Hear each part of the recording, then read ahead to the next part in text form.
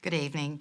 With cost of living on the rise, so much more needs to be done. So can't we all agree that now is not the time for the stage 3 tax cuts for the wealthy?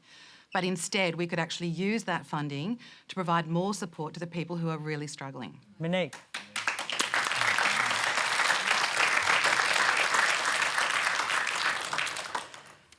So I guess just speaking to what we were just talking about, if you're talking about trying to bring down inflation, one thing you might not do is put $313 billion back into the economy. And I personally, I feel that putting the $313 billion that the government is planning to put back into the economy with the stage 3 tax cuts, which are scheduled to start on July the 1st next year, would probably continue that cycle of inflation, RBA trying to hit what looks like a nail with a big hammer, so further interest rate rises, which really have a disproportionate effect on people who have mortgages and then down the road on people who are renting. So my personal feeling, I've said this before, is that we should re-look at the stage 3 tax cuts and that we should as a country be mature enough to look at something which was legislated in 2019, before the pandemic, before the current cost of living crisis, before the crisis of housing affordability and availability, and see if it's still fit for purpose, and have the maturity as a political body to make changes to something which is no longer in the country's best interests. The proposal I've put out recently looked at a really modest change to the stage 3 cuts to make them a bit more fair, to keep the 37% bracket, which would basically, it's a relatively modest change, but it would generate $8 billion a year. And with $8 billion, we could double the Commonwealth Rental Assistance payment. Which is 1.5 million people who are really struggling to pay their rent, could have significant benefit from that, and would have $3 billion left over, with which we could build 100,000 homes over 10 years. I think, that's just one suggestion. There's lots of different ways that we could make the transition a little bit more fairly. But I think it is time for us to look at whether or not the stage 3 tax cuts are in the country's best interests. In their current form, I don't feel that they are. You're saying they'll be inflationary. Do you think they will be, Intifa? Will there be inflation? Will the stage 3 tax cuts, when they hit people's pocket, be inflationary? It really depends on how it's being implemented. To be honest, I don't know. It really depends on... there are many sort of alternative methods going around as well. So to answer your question, I don't know. Well, let me put this to you. We know that the RBA now forecasts inflation to hit that sort of 3% range at the end of 2025. Are they badly timed now? Yeah. How badly timed? Yeah, I agree with you, Monique, too, as an idea to tweak them. I don't think they are as unfair as people think they are, and I build models that do this, and I cost the $8 billion, but they're too big, and they're coming too soon. If you have an inflation problem, they will tip. It's not $313 billion straight away, but the cost for the year following 1 July, that starts 7 months, is $21 billion. That is the equivalent of 2 or 3 interest rate cuts. Or in other words, if you're wondering why the government doesn't do more about helping, it's because there is a pre-programmed massive amount of help coming. It is coming to taxpayers.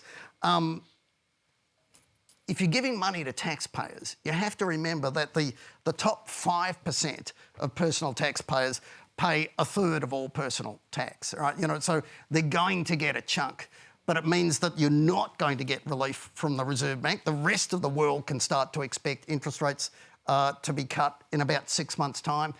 In Australia, maybe a year, because these big tax cuts are coming. So you're saying people's interest rates will stay high because of these tax cuts? Higher for longer, yeah. I think there is tax cuts?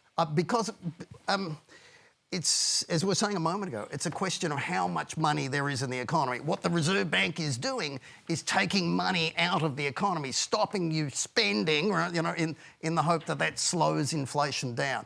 This is putting a large amount of money into the economy. It works the other way. Should they be delayed? Yeah, there is a good case to delay. We have a fight over inflation. I don't think they need a massive change. I am happy with a tweak along those lines, and that preserves.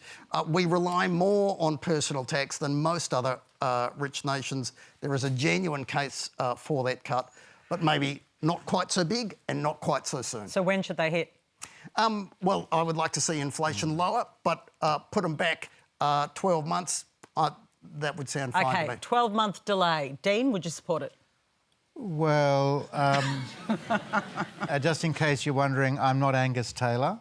I'm not Angus Taylor. Well, no, you don't look like him, but you know a little about money. There's something in these stage 3 tax cuts that I think gets overlooked, and it's very, very important. And when I saw that Chris was coming on the show tonight, I thought we were going to have a broad-ranging discussion about tax reform in our country, because we know that the way that taxes are collected in our country, it just does not work. 60% of our taxes come from personal income taxes. And the point in the stage 3 tax cuts that I think is too readily overlooked is that 95% of Australian taxpayers will pay no more than 30 cents in the dollar as a result of the stage 3 tax cuts. So when we think about the tax reform challenge in our country, people say, oh, it's all too difficult, there'll never be bipartisanship, we can't move forward. Well, actually, this is a small and I think necessary step that takes us on the pathway to that I get bigger... I get your broader point about tax reform. I don't so think back no on one delay and inflation. To Monique's point, to be fair, no one can deny that this is no longer 2019. That's a fair point.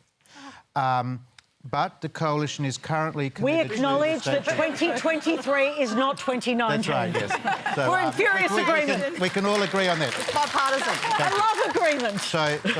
But you know, the current position of the coalition is to support the stage 3 tax cuts, and I agree with Chris that the priority in this country is to bring inflation down, because no one is untouched by the menace that inflation causes to their savings, to income inequality. Sure, but if we're challenge. to take you seriously when you say to the government, where's your plan to fight inflation, then surely you have to look at these tax cuts and say, probably not a great way to fight inflation. Well, PK, that's just not a call I can make, right? And it's not a call I'm going to make. But I hear the point. I hear the point. And you know, Chris is someone who I read avidly in the AFR and other places, and listen to his contribution. Okay. And we can bring you the result of our online poll now. We asked you, should the government proceed with its planned stage 3 tax cuts? More than 5,400 of you responded. Here's how you voted.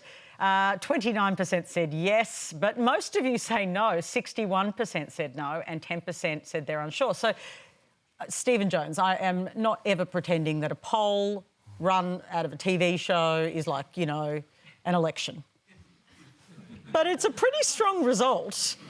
And we've heard our very esteemed colleague here, Chris Richardson, say that perhaps there should be a delay of up to a year, right? That's what you say, Chris.